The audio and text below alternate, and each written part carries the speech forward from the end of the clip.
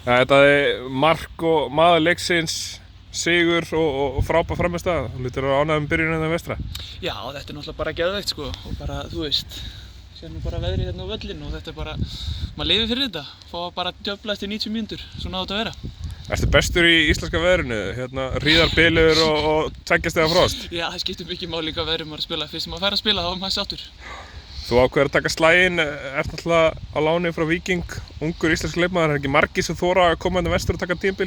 Hvernig hefur lífið á Ísafirði tekið við þér? Já, ég bý hérna í Súðavík sem er hérna bara 50 mínútur keyrsla, lífið bara, við hreinskilin að leika við mig, bara maður getur gert það sem maður vill, maður er bara með fókusinn á fótboltann og maður bara mætir á æfingu, maður er bara eins og atvinnumaður, mætir á æfingu, síðan fer maður bara í sánu, mætir í treatment hjá sjúkraþjálfurum, bara gerist ekki mikið betra. Ég segi bara menn þurfa svolítið að vera með hausinn rétt skrúfaðan á ef þeir ætla að mæta vestur, þetta er ekkert vesen. Hvernig kemur þetta til? Ertu tengdu vestur eða færðu bara tilboð upp á þurru svo þú ákveður að taka?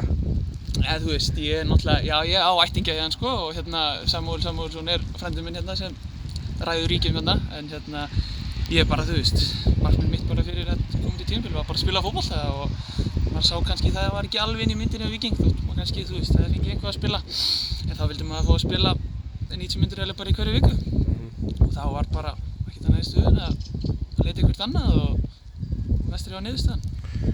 Hvernig líst þér á tímabilið? Nú spá flestir vestra falli í sumar en þið þakkinir þeim með 4 stigum hérna í fyrstu 2 leikjunum. Já, ég man nú lítið að spá í hvað einhverjir fjölmiðlar mér að segja sko, við bara, það er bara næsti leikur og við bara höfum fullan fókus á hann.